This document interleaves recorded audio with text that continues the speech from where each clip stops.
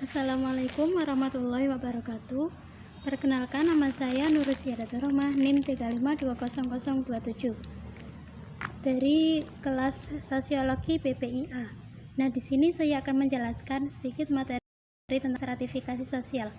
Jadi, apa sih stratifikasi sosial itu?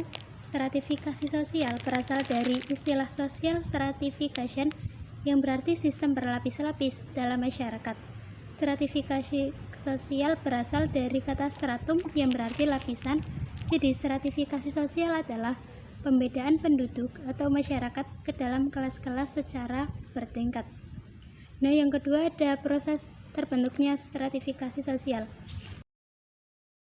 Yang stratifikasi sosial yang terjadi dengan sendiri, kepandaian, tingkat umur, sifat keaslian. Dan yang kedua ada stratifikasi sosial yang sengaja disusun, biasanya berkaitan dengan pembagian kelas dan wewenang resmi dalam organisasi formal. Kemudian bentuk-bentuk stratifikasi sosial itu dibagi menjadi 3, yaitu atas, menengah, dan bawah. Nah, ada beberapa faktor yang dapat menimbulkan terjadinya stratifikasi sosial. Di antaranya yaitu ukuran kekayaan, ukuran kekuasaan, ukuran kehormatan, dan ukuran ilmu pengetahuanan. Nah, bentuk-bentuk stratifikasi sosial yaitu ada stratifikasi sosial tertutup. Sistem lapisan sosial tertutup membatasi seseorang untuk pindah dan dari satu lapisan sosial ke lapisan lainnya. Kemudian yaitu sistem lapisan sosial tertutup dapat ditemukan di India karena masih menganut sistem kasta. Untuk yang kedua ada stratifikasi sosial terbuka. Pada sistem lapisan sosial ini, tiap orang berkesempatan naik ke lapisan asal lebih tinggi karena kemampuannya sendiri. Sebaliknya, tiap anggota masyarakat juga bisa turun ke lapisan sosial yang lebih rendah. Dan yang terakhir atau yang ketiga ada stratifikasi sosial campuran.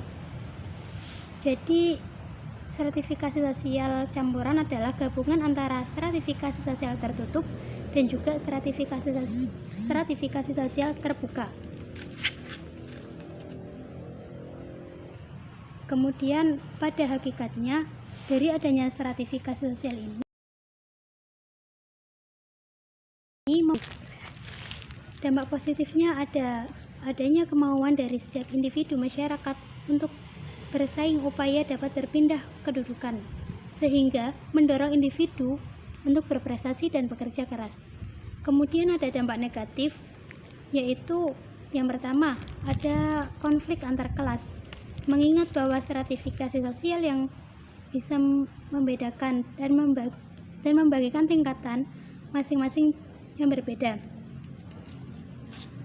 Dan kemudian ada konflik antar kelompok. Konflik-konflik yang berlangsung akan sangat terbagikan.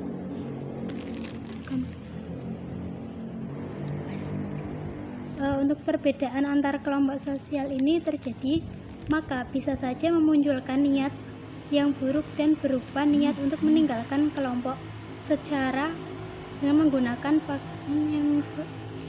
paksaan yang berakibat dapat membuat konflik.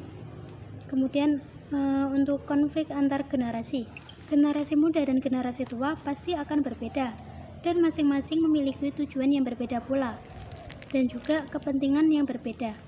Ketika ada saatnya generasi muda yang ingin mengubah dan generasi tua ingin tetap mempertahankan nilai-nilai lamanya, maka hal ini bisa menyebabkan konflik antar generasi muda dan generasi tua.